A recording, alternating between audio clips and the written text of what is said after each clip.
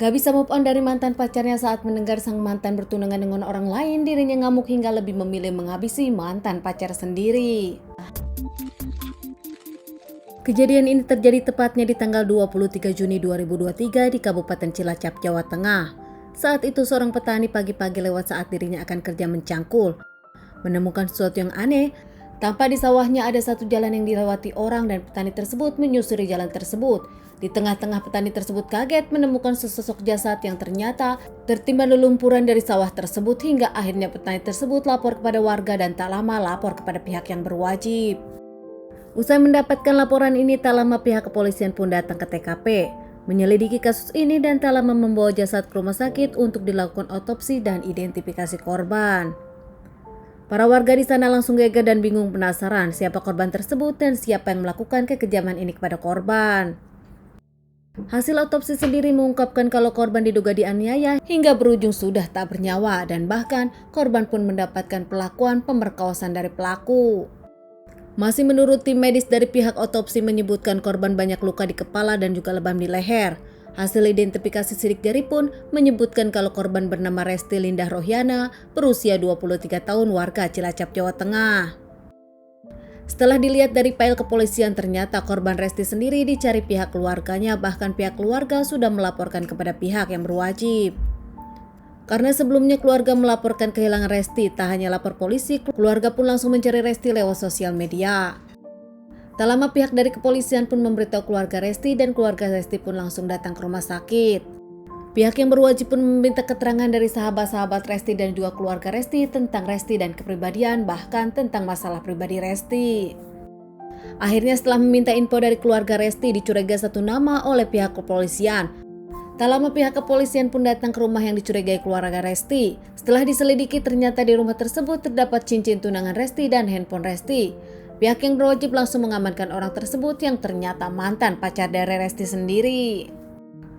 Lelaki tersebut diamankan bernama Ade Saputra, berusia 24 tahun, warga Cilacap, mantan pacar dari Resti. Tak bisa mengelak dan akhirnya mengakui perbuatannya. Ade mengaku dirinya kesal karena ternyata Resti kini sudah bertunangan. Ade dan Resti dulu berpacaran dari SMP, bahkan mereka berpacaran lama hingga 6 tahun. Namun keduanya akhirnya putus karena jarak jauh. Saat itu Ade pindah ke Surabaya dan setelah dipertimbangkan Resti pun memilih lelaki lain karena Ade ternyata hanya seorang pengangguran. Setelah Ade kembali ke rumahnya di Cilacap, menemukan nomor handphone baru Resti dan berkomunikasi dengan Resti. Saat itu Ade menelpon Resti dan meminta kepastian dari Resti, bahkan meminta jawaban dari Resti. Tak mau jadi permasalahan yang pelik, Resti pun akhirnya mengiyakan untuk bertemu Ade di rumahnya Ade. Padahal saat itu Resti memang mengakui kepada Ade sudah bertunangan, bahkan tengah mempersiapkan pernikahan. Tak lama Resti ke rumah Ade, di sana mereka ngobrol masalah hubungan mereka dulu. Tak lama ada yang kecewa diputuskan Resti, bahkan Ade kini seakan tak terima Resti dengan yang lain. Resti yang kesal kepada Ade karena terus menuntut mereka balikan lagi, nampaknya jadi cekcok. Tak lama Ade pun menampar Resti 3 kali dan Ade pun makin gelap mata. Mencekik Resti, memukul Resti dan melakukan penganiayaan kepada Resti hingga akhirnya Resti lemas dan tak bernyawa. Di rumah tersebut Ade memang tinggal sendirian. Sang ayah sudah tak ada sementara sang ibu jadi TKW dan sang adik di luar kota. Saat itu Ade pun meninggalkan jasad Resti begitu saja dan dirinya pun bahkan sempat istirahat dan tidur di kamarnya. Tak lama Ade bangun, Ade pun mandi. Nampaknya hasrat Ade tak terkendali. Ade saat itu memperkaos jasad Resti yang memang sudah tak bernyawa. Saat malam tiba, Ade pun membawa Resti dengan kendaraannya. Bahkan saat itu Ade membawa ke persawahan yang nampak sepi di daerah situ. Ade pun menggusur Resti, membuang Resti di pertengahan sawah dan memasukkan Resti ke lumpur. Tak bisa menutupi Resti dengan apapun, akhirnya Ade pun menutupi Resti dengan jaket biru.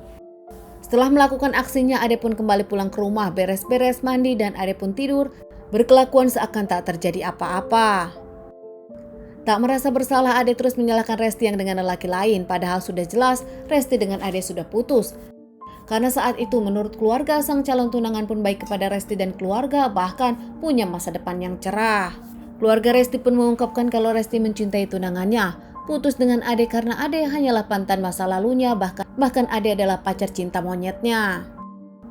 Ade sendiri ditahan terkait permasalahan ini dan menjalani beberapa kali persidangan hingga akhirnya mendapatkan vonis 15 tahun penjara.